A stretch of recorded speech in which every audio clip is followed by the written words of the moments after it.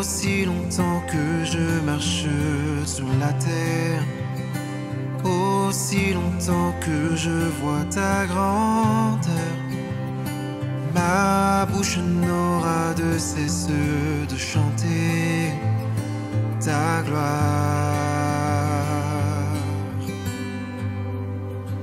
Aussi longtemps que mes yeux voient ta lumière, aussi longtemps que je sens ta douceur, ma bouche n'aura de cesse de chanter ta gloire.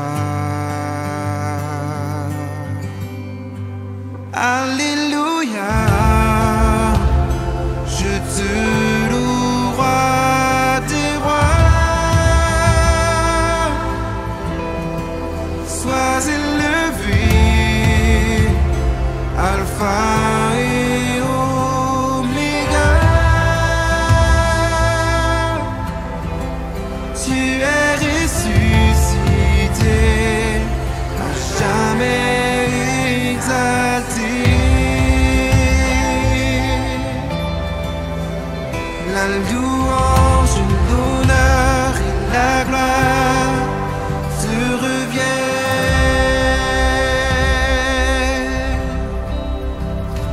Aussi longtemps que je marche sur la terre.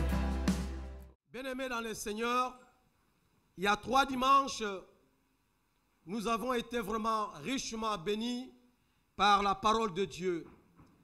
Le premier, je crois qu'on a été bénis par un thème qui était aussi important, l'enlèvement. Et le pasteur Ifin nous a parlé à ce qui concerne la consécration. Et le pasteur Jacques, dernièrement, il nous a parlé au sujet de la sagesse. Alléluia. Et aujourd'hui, ce matin, je voulais vous rappeler qui nous sommes. Alléluia. Bien-aimés, avant que je puisse commencer mon message, je voulais rappeler à tous, dans le livre de 1 Jean, chapitre 3. La Bible dit ceci: voyez quel amour le Père nous a appelés. Voyez quel amour le Père nous a appelés enfants de Dieu. Et nous le sommes. Si le monde ne nous connaît pas, c'est qu'il n'a pas connu. Verset 2, la Bible dit: bien-aimés, nous sommes maintenant enfants de Dieu. Alléluia. Est-ce qu'il y a des enfants de Dieu parmi nous? Est-ce qu'il y a des enfants de Dieu parmi nous? Gloire soit rendue à Dieu, parce que la Bible dit que voyez quel amour le Père nous a appelés enfants de Dieu. Enfants de Dieu. Voilà pourquoi je profite de cette occasion pour vous parler d'un thème qui est si important, le relâchement spirituel. Alléluia. Le relâchement spirituel. Bien-aimés, nous vivons des temps mauvais. Et c'est un thème que le Seigneur a permis que nous puissions partager, parce que ça peut arriver à tout le monde. Ça peut arriver à tout le monde. Quel que soit le temps que tu as passé avec Christ, quelle que soit ton ancienneté dans le Seigneur, ça peut arriver à n'importe qui. Mais ce matin, ce n'est pas pour te pointer les doigts. Ce n'est pas pour te vexer. Mais c'est plutôt pour t'encourager. Pour t'encourager à s'accrocher à ce Dieu-là. C'est pour t'encourager à avancer avec ce Dieu-là. Parce que la parole nous recommande, dans le livre des Thessaloniciens, que nous devons progresser, d'aller de progrès en progrès. C'est ce que la parole de Dieu nous recommande. Quel que soit que tu peux trébucher, tu peux connaître une citation, mais il faut avancer. Et le relâchement spirituel peut toucher n'importe qui. Mais le Seigneur a permis que pendant ces moments-là, et que nous devons savoir que dans la vie, chrétienne, il y a le haut et il y a le bas.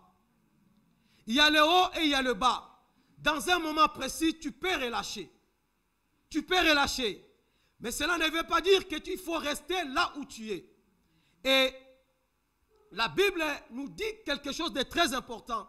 Qu'il y a certaines personnes aussi dans la Bible que nous appelons parfois des héros qui ont relâché aussi. Et la tentation de lâcher prise, comme je dis, peut arriver à n'importe qui. Mais pour y arriver, il y a les symptômes. Il y en a plusieurs comme symptômes, mais compte tenu du temps, j'aimerais qu'on puisse partager au moins 2 ou 3 ou 4, voire même. Le premier symptôme de relâchement que nous voyons dans la vie chrétienne, c'est celui de la parole de Dieu. Alléluia. C'est celui de la parole de Dieu. Bien-aimés dans le Seigneur, ce matin, je voulais encourager quelqu'un de s'enraciner dans la parole de Dieu. De s'enraciner dans la parole de Dieu. De s'enraciner dans la parole de Dieu, comme la parole de Dieu nous dit dans Psaume, chapitre 119, c'est là où nous allons vraiment nous asseoir. Psaume, chapitre 119, verset 11, et voire même 28. Excusez-moi. Psaume, chapitre 119, verset 11 à 28. La Bible dit, « Je serre ta parole dans mon cœur afin de ne pas pécher contre toi. » Tu sautes verset 28, frère.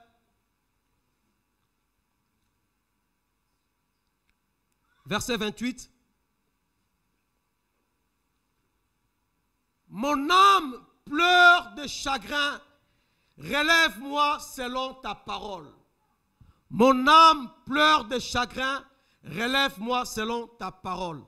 Bien-aimés dans le Seigneur, ce matin, je voulais dire, comme je l'ai dit, que nous devons être enracinés dans la parole de Dieu. Et la chose la plus importante est que beaucoup d'entre nous ont négligé cet aspect de la parole de Dieu. Bien-aimés, au-delà de ce que les prophètes peuvent te dire, au-delà de ce que les pasteurs, les évangélistes, les hommes de Dieu, les femmes de Dieu peuvent te dire, mais sache qu'il y a un livre où détient tout, c'est la parole de Dieu. Alléluia. Bien-aimé, ce livre détient toutes les réponses que tu pourras poser dans ta vie. La parole de Dieu détient tout ce que tu peux se poser. La parole de Dieu. Beaucoup des hommes de Dieu, beaucoup des enfants de Dieu, des fois ils croient à la vérité que les pasteurs ou les hommes de Dieu leur parlent. Mais ils ne croient pas à cette parole de Dieu. Alléluia. Bien-aimés dans le Seigneur, je voulais vous exhorter ce matin que lire la parole de Dieu, nous devons lire quotidiennement la parole de Dieu. Le psalmiste dit, je serre ta parole dans mon cœur afin de ne pas pécher contre toi. Bien-aimé, lire la parole de Dieu quotidiennement, ça te donne la victoire. Bien-aimé, ne cherchez pas ailleurs. Ne cherchez pas la solution ailleurs. La solution se trouve dans cette Bible. C'est vrai, aujourd'hui, on a la technologie. Nous avons la technologie et nous oublions des fois la Bible en papier. C'est vrai, c'est bien de lire, c'est bien de méditer avec la technologie. Mais vous savez des fois, quand vous lisez la Bible sur vos téléphones, sur vos tablettes, ça peut avoir des distractions. Alléluia. Ça peut vous distraire. Tu peux dire que non, je lis la Bible avec mon téléphone. Mais il y a les Instagram, il y a les TikTok, il y a les WhatsApp, il il y a les Facebook. Et certaines peuvent dire, non, mais moi je suis concentré. Bien-aimé, je vais vous dire une chose, c'est faux. Parce que pendant que tu lis, pendant que tu médites la parole de Dieu sur ta tablette, sur ton portable, il y aura des notifications qui vont venir. Il y aura des appels qui vont entrer. Et il y a des fois, tu abandonnes même de méditer, tu commences à vérifier le message. Tu commences à regarder le message. Alors que quand tu lis le livre, quand tu lis la Bible, et tu te déconnectes à tout, tu auras des notifications venant de la part du Seigneur. Alléluia. Tu auras des notifications venant de la part de Dieu. Et la Bible dit ceci. Si tu veux parler avec ton Dieu, entre dans ta chambre. Entre dans ta chambre, ferme la porte. Cela veut dire, oublie-toi de toutes sortes de distractions. Oublie-toi de tout ce qui se passe à l'extérieur et entre dans ta chambre. Bien-aimé, Dieu parle dans ses livres. Dieu parle. Si tu veux que Dieu te parle, médite ses livres. Il dit, je serre ta parole dans mon cœur afin de ne pas pécher contre toi. Mon âme pleure de chagrin. Et cette parole est très importante. Les filles, ils m'ont mis les versets ici. Donc il faut que je m'habitue. Nous restons toujours dans Psaume, chapitre 119. Cette parole est... Il dit dans Psaume 105, ta parole est une lampe à mes pieds et une lumière sur mon sentier. Bien-aimé, beaucoup des enfants de Dieu ont connu ces relâchements. Je ne te poserai pas la question, mais depuis le dimanche passé, avez-vous lu ta Bible? Avez-vous lu ta Bible? Lisez la parole de Dieu, mon bien-aimé. Beaucoup des enfants ont connu ces relâchements. Le relâchement spirituel. La Bible est très importante. Elle est très importante. Lisez-la. Méditez-la quotidiennement. Il dit, ta parole est une lampe. Bien-aimé, quand tu lis cette parole, quand tu lis la Bible, Dieu va t'éclairer. Dieu va t'éclairer. Et Psaume 62, ce que j'ai aimé aussi, David a dit, je me réjouis de ta parole comme celui qui trouve un grand butin. Je me réjouis de ta parole comme celui qui a trouvé un grand butin. Un trésor en d'autres termes. Bien-aimés, lisez la parole de Dieu. Elle est importante dans notre vie. Elle est importante. Parce que si tu ne lis pas ta Bible, tu n'avanceras pas dans ta vie chrétienne. Bien-aimés, si vous amenez la discipline dans votre vie spirituelle, vous irez aussi loin spirituellement. Sortons des distractions. Lisez la parole de Dieu. La parole de Dieu a des réponses aux questions que vous vous posez. La parole de Dieu a des questions, a des réponses plutôt, à des questions que vous vous posez. Qu'est-ce qui te tourmente? Qu'est-ce qui te tourmente? Parce que la réponse se trouve dans la Bible. La réponse se trouve dans la parole de Dieu. Bien-aimé, je me réjouis de ta parole comme celui qui trouve un grand butin. Tu as les réponses à cette parole. Tu vis la maladie. Tu vis la maladie. La Bible déclare, la parole de Dieu te donne la réponse. Que c'est par ces meurtrissures que nous sommes guéris. Tu as la réponse. Tu vis la sécheresse. Tu vis la sécheresse. Tu vis des combats. Il dit, gardez silence. Moi, je combattrai pour vous. Est-ce que tu attends un enfant et qu'il n'arrive pas? Il a dit dans sa parole, dans sa maison, il n'aura pas une femme stérile. Alléluia. Bien-aimé, je t'encourage ce matin. Si tu lis cette parole, si tu continues à méditer cette parole, tu auras des réponses à toutes les questions que tu vas te poser. Quelle que soit la question, tu auras ta réponse. Parce qu'elle est certaine. Cette parole est certaine. Bien-aimés, arrêtons d'être des chrétiens superficiels. Soyons des vrais chrétiens. Arrêtons, bien-aimés. Là, nous sommes le dimanche. Nous sommes tous là.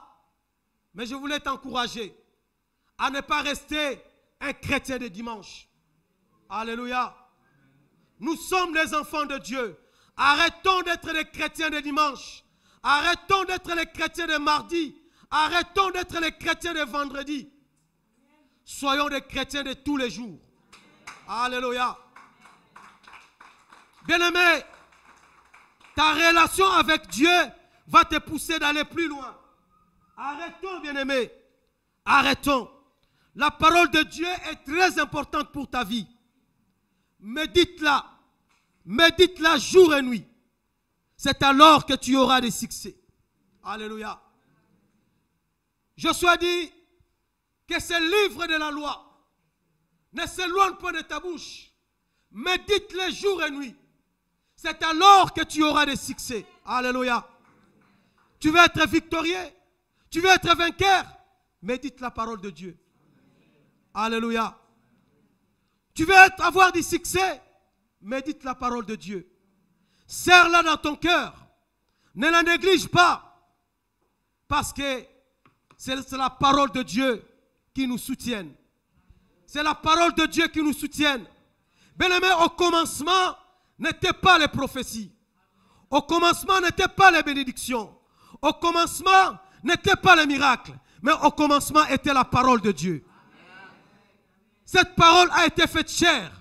Et cette parole était Dieu. Si cette parole était capable de créer le monde, cette parole est aussi capable de te créer de ta vie. Alléluia. Cette parole est capable de te transformer. Cette parole est capable de t'amener loin. C'est la parole de Dieu, mon frère. Au commencement était la parole. Oui, bien-aimé. La parole de Dieu est très importante dans notre vie. Saisissons-la. Méditons-la. Parce que notre vie en dépend. Notre vie en dépend. Et toujours dans Psaume 119, verset 125, il dit, je suis ton serviteur. Donne-moi l'intelligence pour que je connaisse tes préceptes. Donne-moi l'intelligence pour que je puisse connaître tes préceptes. Bien-aimé, tu peux trouver. Tu vas demander à ton Dieu. Je prie ce matin que le Seigneur te donne l'intelligence, la capacité pour que tu puisses connaître les préceptes de Dieu. Bien-aimé, nous en avons besoin. Ne néglige pas ces livres. Ne néglige pas la parole de Dieu. Médite-la jour et nuit. Ne néglige pas. Si tu n'as pas l'habitude de lire la parole de Dieu, commencez à lire. Parce que le diable, il connaît la valeur, il connaît l'importance, il connaît la puissance de la parole de Dieu. Voilà pourquoi il nous amène dans le relâchement. Voilà pourquoi nous sommes lourds de lire la parole de Dieu. Ça, c'était le premier symptôme. Le diable veut que nous puissions relâcher. Il veut que nous puissions relâcher, mais ne relâchons pas.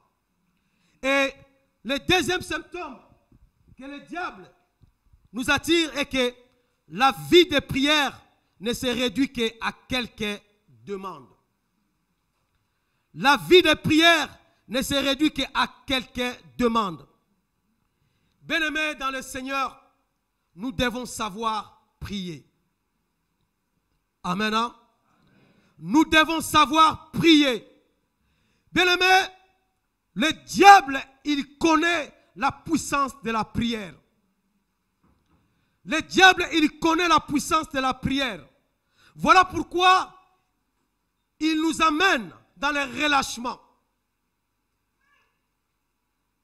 Il veut nous amener à abandonner la prière. Et nous devons savoir que la prière est une puissance. La prière est une puissance.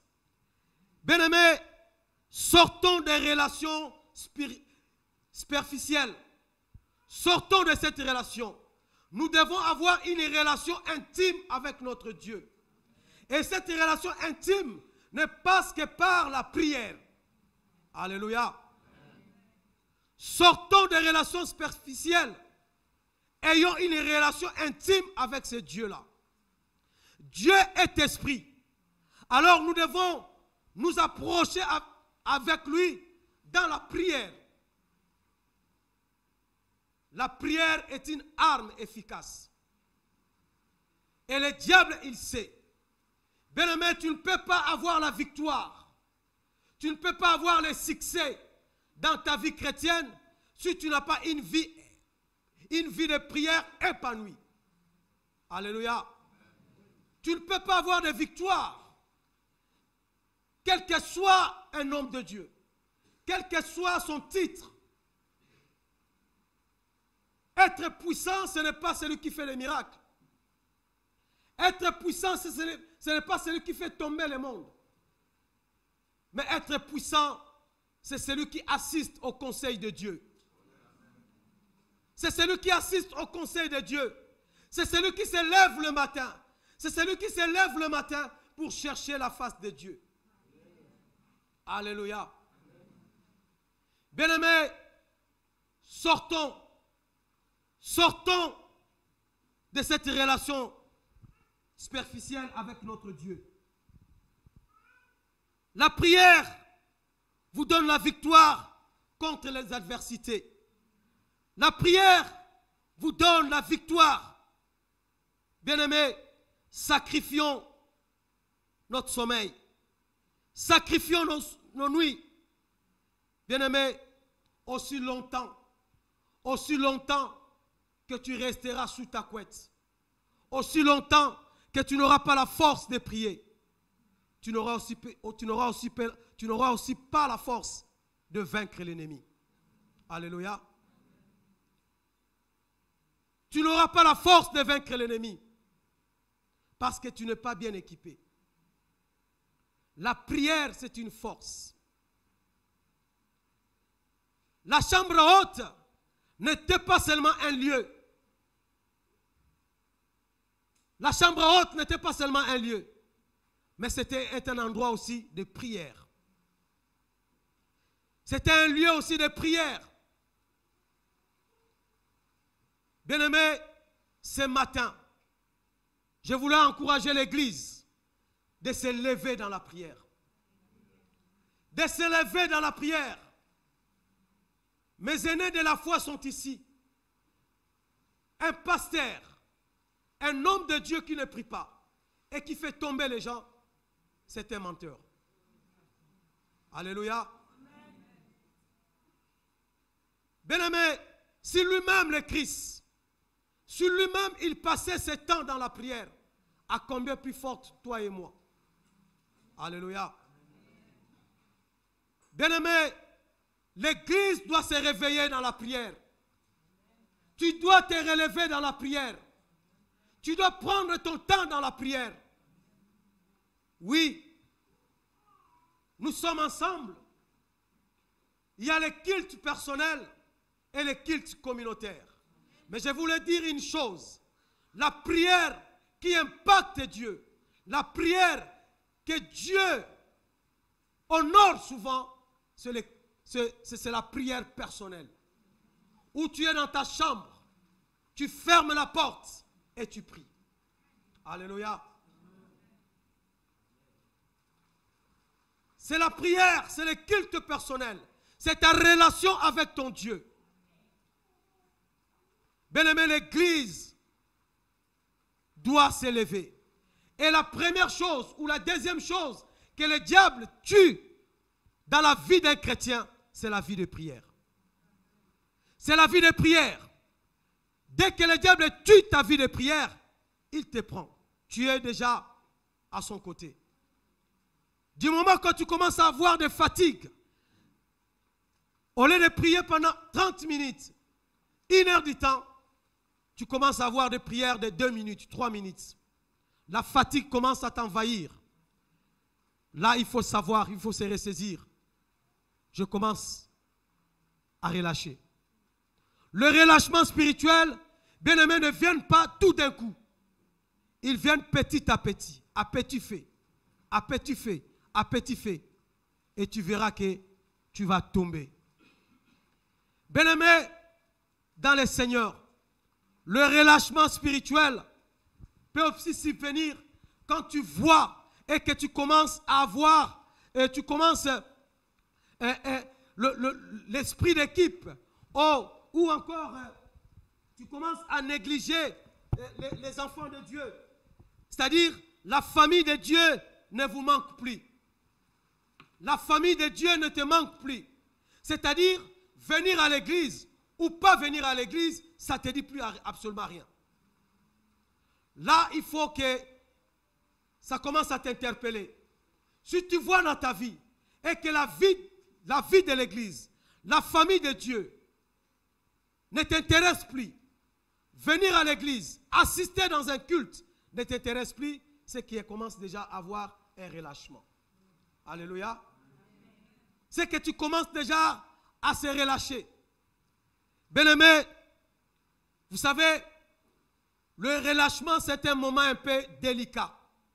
Ça peut venir aussi pendant la victoire. Vous savez, tu peux passer 40 jours, 50 jours dans la vie de prière, dans le jeûne et prière. Au bout, quand tu arrives à la fin, le diable est tellement malin, il vient. Il te dit, ben, tu n'as pas vu, tu as beaucoup gêné. Tu as beaucoup gêné, mais il faut relâcher. Il faut relâcher. Je ne sais pas si vous êtes déjà arrivé. Tu viens dans la présence de Dieu, après une victoire écrasante, tu as gêné, tu as prié, et au bout, quelques jours après, ben, tu n'as plus envie de prier. Et le diable, tu commences à dire, ben, tu ne vois pas. Tu as déjà un bagage de prière, tu as déjà beaucoup prié. Ça ne sert à rien. Ça ne sert à rien de prier, ça ne sert à rien de lire la Bible. Parce que tu as déjà lu beaucoup la Bible, tu as déjà beaucoup prié. Et insigneusement, le diable te pousse vers un relâchement. Bien aimé, vous savez, dans la Bible, il y a un homme qui a écrit beaucoup. Il s'agit de David. Si vous lisez dans 2 Samuel chapitre 10, 11, nous n'allons pas lire tous, mais je vais vous dire seulement une chose. Vous savez, David, il a combattu les Philistins et il a tué au moins plus de 700 personnes, plus de 7000 personnes. Des chars, il a détruit. Et il a détruit beaucoup de choses dans 2 Samuel chapitre 11. On va lire seulement un verset. 2 Samuel chapitre 11. Et il a dit quelque chose de très important.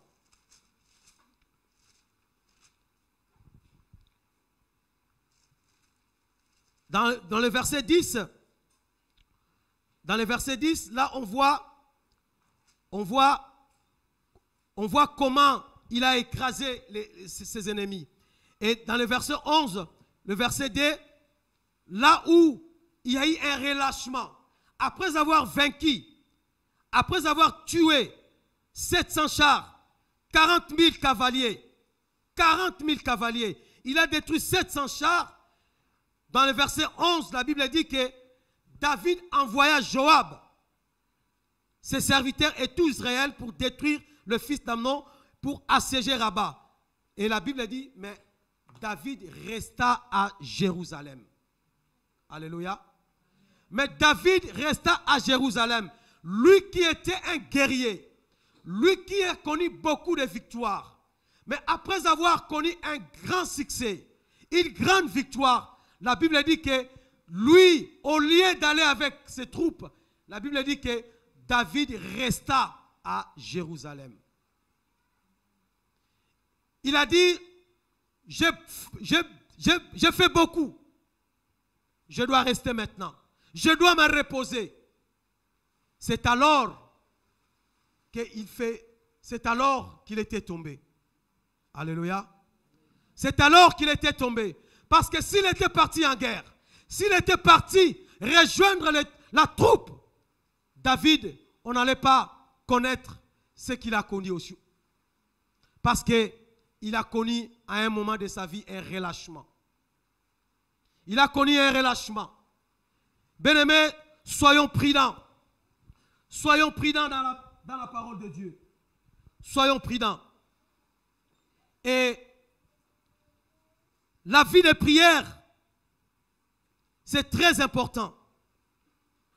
Bien-aimés, si vous voulez avoir une bénédiction, si tu veux connaître une élévation, soyons des hommes et des femmes de prière. Soyons des hommes et des femmes de prière. Bien-aimés, ne sois pas forcément fortifié par la prière de tout le monde.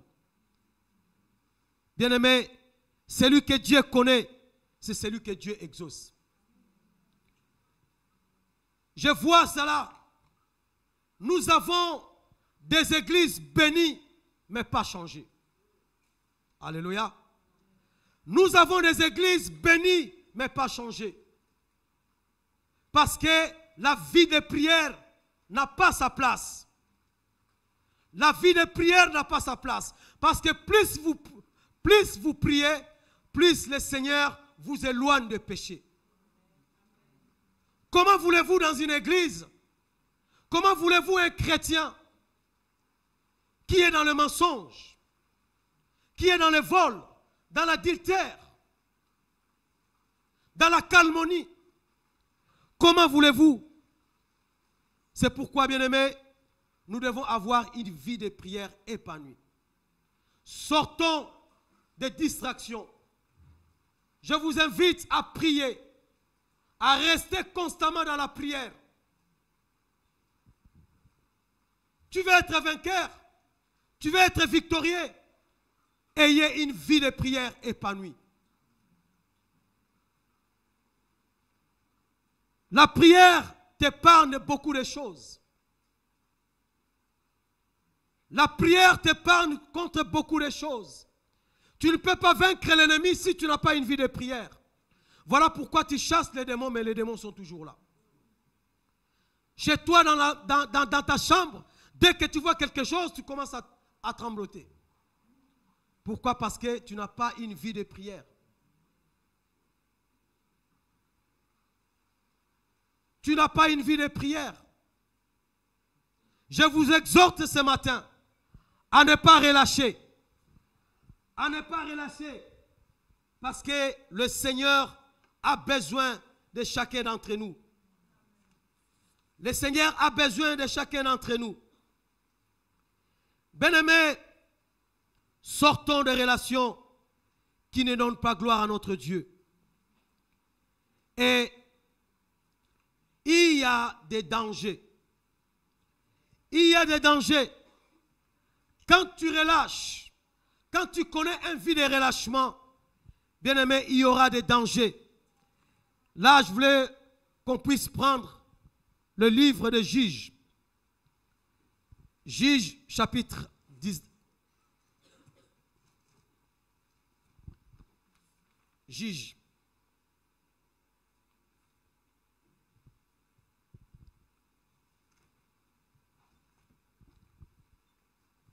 Excusez-moi.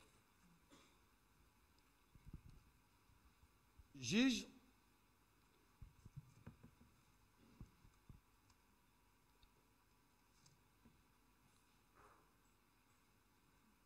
Juges chapitre 2.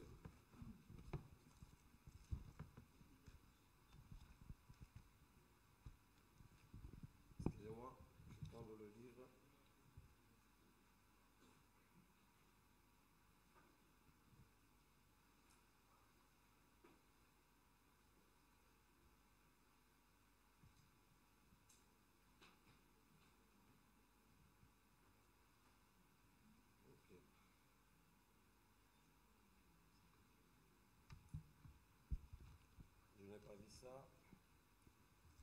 On va parler sur Samson. Juge chapitre 16. Juge chapitre 16, versets 16 à 19. La Bible dit ceci. Comme elle était chaque jour à les tourmenter et à l'importuner par ses instances, son âme se patienta à la mort.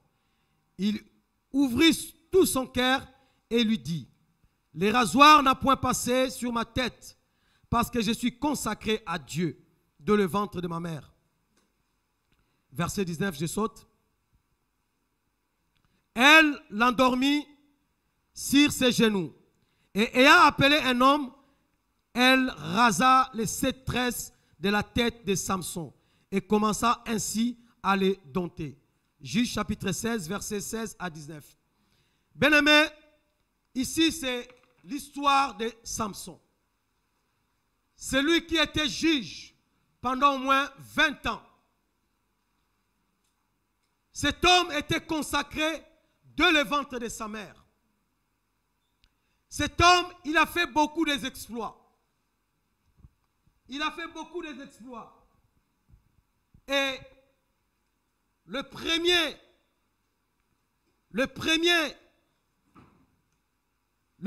des choses qu'il avait fait, c'est que Samson, il a été rétrogradé. Le premier danger, quand on se relâche, c'est qu'on devient rétrograde. C'est-à-dire, Samson, il a perdu. Il était un roi, il était un juge, pardon. Mais il a oublié ce qu'il était. Il est venu dans un pays et il a adopté les systèmes de ce pays. Il a rétrogradé. Et il y avait seulement les apparences et les vocabulaires.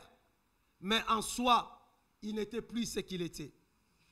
Il n'y avait plus de progrès en lui. Et le deuxième danger est que Samson, il était devenu à l'aise dans la terre de Philistins. Il avait une mission d'aller dans la terre philistine. Il devait aller dans ce pays pour conquérir, pour tuer. Et quand il est arrivé, et il est devenu, il s'est installé. Il a pris les habitudes. La Bible dit que Samson devient à l'aise. Il est devenu à l'aise ou dans un lieu où il devait être mal à l'aise.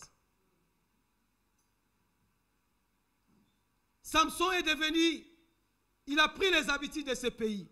Il est devenu à l'aise dans une atmosphère où il ne devait pas être à l'aise. Parce que le pays en question n'était pas pour lui. Bien-aimé, ce matin, je voulais rappeler à quelqu'un. Peut-être il y a des choses que tu avais abandonnées autrefois.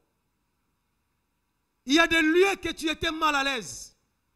Quand tu entrais dans ces lieux, quand tu étais dans cet endroit, quand tu prononçais ces paroles, tu étais mal à l'aise.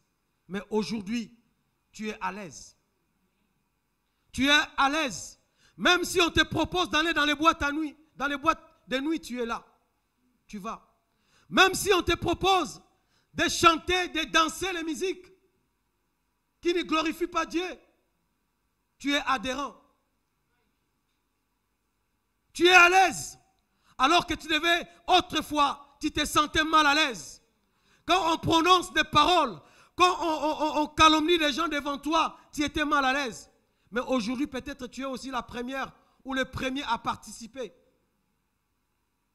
Bien-aimés, nous devons être mal à l'aise ou là où Dieu n'est pas là. Là où Dieu n'est pas là, nous devons être mal à l'aise. Mais Samson, il était à l'aise. Samson devient à l'aise dans une atmosphère où il devait être mal à l'aise. Il avait une mission.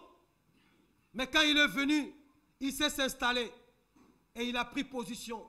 Il était à l'aise à tel point il commençait à prendre des femmes. Et il commençait à s'habituer à cette vie. Bien-aimé, je ne sais pas ce qui te rend à l'aise. Je ne sais pas ce qui te rend à l'aise. Peut-être tu te retrouves dans un endroit mais où Dieu n'est pas proclamé, mais tu te sens toujours à l'aise. C'est qu'il y a un souci. C'est qu'il y a un danger. Et le troisième danger est que Samson devient indifférent face au danger. Il devient indifférent face au danger. Et vous remarquerez si vous lisez la Bible, si vous lisez l'histoire, plusieurs fois Dalila va les réveiller. Plusieurs fois Dalila les réveille. Samson, il y a des Philistins qui sont là. Il se réveille, il les frappe. Donc pour lui, il est indifférent. Normalement, pour un homme bien averti, Samson, il devait quitter les lieux. Il devait quitter les lieux parce que c'était un danger pour lui. C'était un danger pour lui. Donc, le péché ne lui disait plus rien. Il était devenu indifférent. Parce que plusieurs fois, il était tenté. Plusieurs fois, il s'est réveillé et il frappait les Philistins. Bien-aimés, plusieurs personnes aussi voient les dangers ou les péchés, mais ils n'ont plus la force de s'échapper. Plusieurs personnes, de la même façon, bien-aimés, que Samson était devenu indifférent, plusieurs personnes sont devenues indifférents. Le péché que tu dominais autrefois, aujourd'hui, tu n'arrives plus à les dominer.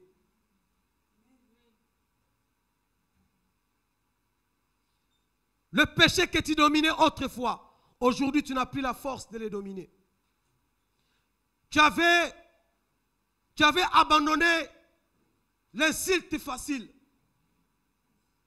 Mais aujourd'hui, tu es devenu indifférent. Tu es devenu indifférent. Bien-aimé, Samson était devenu indifférent. Le danger, c'est que tu dois avoir cette force. Le péché n'a plus la force. Plusieurs personnes aussi voient les dangers ou les péchés, mais ils n'ont plus la force de s'échapper. Parce que le péché commence à dominer sur toi. Et Samson va passer à un homme qui était vainqueur à une victime, alors qu'il pouvait vaincre toute une armée. Cet homme qui avait la capacité de vaincre le mal, de vaincre les ennemis. Et il n'arrivait même pas à dominer une femme comme Dalila. Alléluia. Bien-aimés, c'est aussi souvent quand on relâche, nos anciens péchés vont réapparaître. Notre vie ancienne refait surface. Même le péché que tu dominais, tu n'arrives plus à dominer. Dalila n'était que rien devant Samson. Mais il ne pouvait plus. Et le cinquième danger est que Samson s'est fait voler ce qui lui appartenait. Samson s'est fait voler sa force. Elle a perdu toute la force qui était en lui. Et si vous regardez, il pensait qu'il avait encore la force. Or, la force l'avait quitté. Alléluia. Bien-aimés, nous devons savoir que notre Dieu n'est pas un Dieu d'automatisme, mais c'est un Dieu de relation. Alléluia. Samson, il pensait qu'il avait encore la force. Il pensait, j'ai beaucoup aimé le verset 19, pardon 20. Dalila lui dit, les Philistins sont sur toi. Samson, il s'est réveillé de son sommeil et dit, je m'en tirerai comme les autres fois. Je m'en tirerai comme les autres fois. Il pensait que Dieu était avec lui. Il pensait que Dieu était un Dieu d'automatisme. Alors que Dieu, c'est un Dieu de relations. Dieu, c'est un Dieu de relations. Bien-aimé, si tu es relâché spirituellement, sache que tu ne pries avec Dieu. Tu peux beau crier. Tu peux beau faire. Mais si tu n'as plus de relations avec ton Dieu, tu seras comme Samson. Il pensait que Dieu était avec lui, or qu'il avait perdu déjà sa force.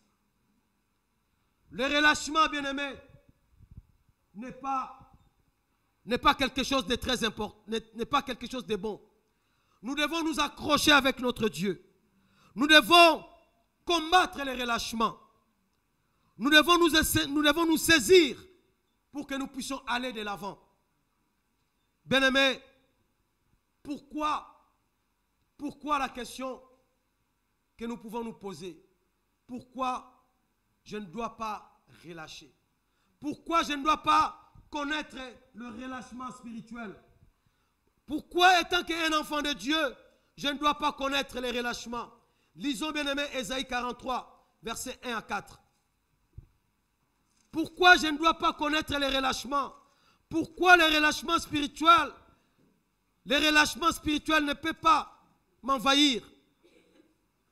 Bien-aimé, la réponse se trouve dans Ésaïe chapitre 43. Ainsi parle maintenant l'Éternel ton Dieu qui t'a créé, ô Jacob. Celui qui t'a formé, ô Israël. Ne crains rien, car je te rachète. Je t'appelle par ton nom. Tu es à moi. Tu traverses les eaux, je serai avec toi. Et les fleuves ne te submergeront point. Si tu marches dans le feu, tu ne te brûleras point. Et la flamme ne t'embrasera pas, car je suis ton Dieu, le Saint d'Israël, ton Sauveur. Je donne l'Égypte pour ta rançon, l'Éthiopie et Saba est à ta place. Verset 4, ce qui nous intéresse plus. La Bible dit, parce que tu as du prix à mes yeux. Alléluia. Parce que tu as du prix à mes yeux. Bien-aimé, sache que tu es un enfant de Dieu. Tu es un enfant de Dieu. Ne relâche pas. Ne relâche pas. Parce que tu as un prix devant Dieu. Parce que tu as de la valeur devant Dieu. Parce que tu es un enfant de Dieu. Alléluia. Bien-aimé, les hommes peuvent t'haïr. Les hommes peuvent te humilier. Les hommes peuvent te faire quoi que ce soit. Mais sache que tu as de la valeur devant Dieu. Sache que tu as un prix. Il a dit parce que tu as un prix à mes yeux. Voilà pourquoi il ne faut jamais se relâcher. Ne faut pas se relâcher. Ne relâche pas spirituellement. Ne relâche pas spirituellement parce que tu as de la valeur devant Dieu. Et le Seigneur, il te connaît par ton nom. Il me connaît par mon nom. Il te connaît par ton nom. C'est un privilège que le Dieu que nous évoquons, il te connaît. Il te connaît, il me connaît.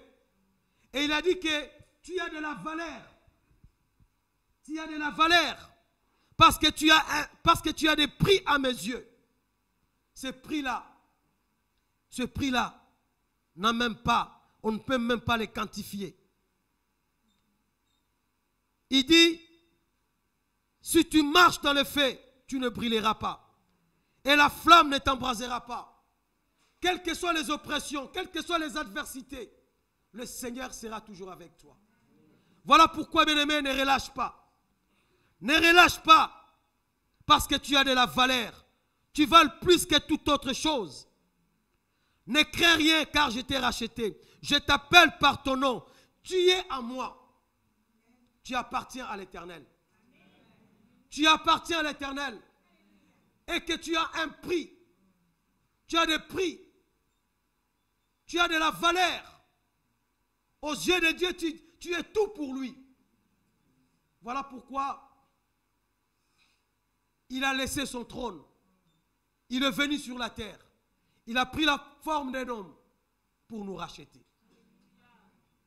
Tu as de la valeur. Ne recule pas.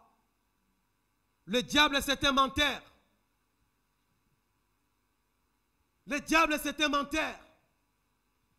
Bien-aimé, pour que tu puisses avoir goûté à l'enlèvement, il ne faut pas que tu puisses avoir le relâchement spirituel.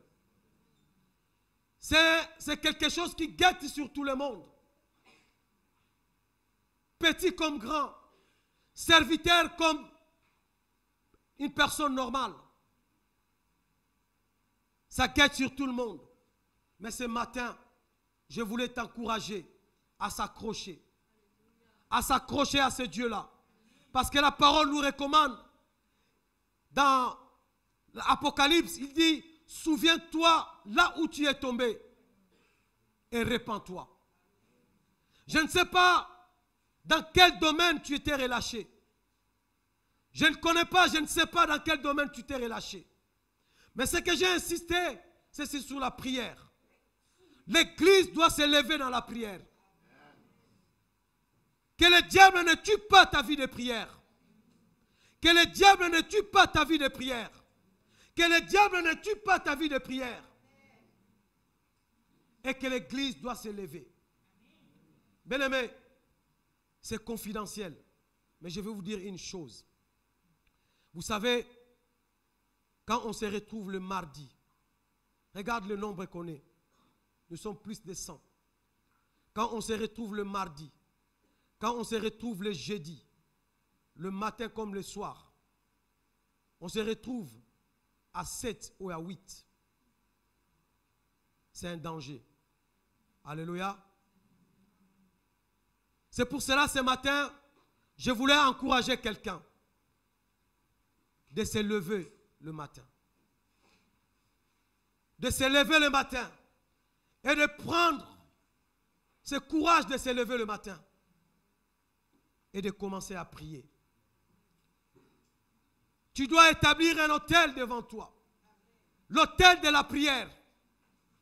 L'autel de la prière. Bien-aimés, nous sommes une grande église. Nous sommes une grande église. Nous devons nous lever dans la prière. Alléluia. Nous devons nous lever dans la prière. Ce n'est pas le dimanche qu'on doit prier, mais c'est tous les jours. Alléluia. La vie chrétienne ne se résume pas à un jour que le dimanche. La Bible dit que ce livre de la loi ne s'éloigne point. Médite-le le dimanche. Médite-le le dimanche. C'est alors que tu réussiras. Amen, hein? Non. La Bible dit médite-le jour et nuit. Tous les jours. Bien-aimé, que la vie de prière, soit ton partage ce matin. Que la vie de prière soit ton partage. Pour vaincre le diable, tu n'as pas forcément d'appeler le pasteur. Tu as un pouvoir. Il a dit, je vous ai donné le pouvoir de marcher sur les scorpions, de marcher sur les serpents. Rien ne peut vous nuire. Tu as ce pouvoir. Je ne dis pas que tu ne peux pas appeler le pasteur, mais des fois tu n'as pas besoin d'appeler le pasteur François pour prier pour toi, pour prier pour ta famille. Alléluia. Le Seigneur nous a donné ce pouvoir.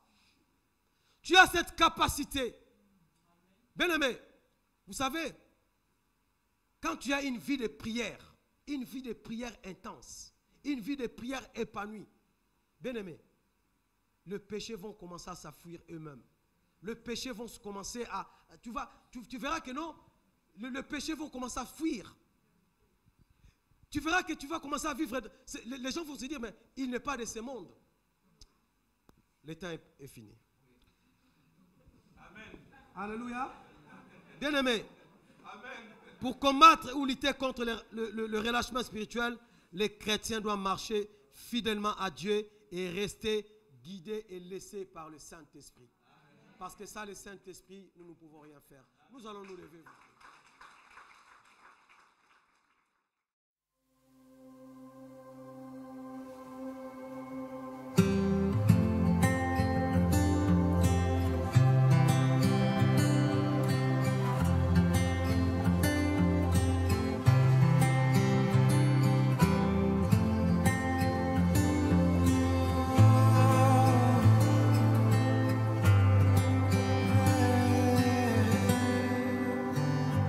Aussi longtemps que je marche sur la terre, aussi longtemps que je vois ta grandeur, ma bouche n'aura de cesse de chanter ta gloire.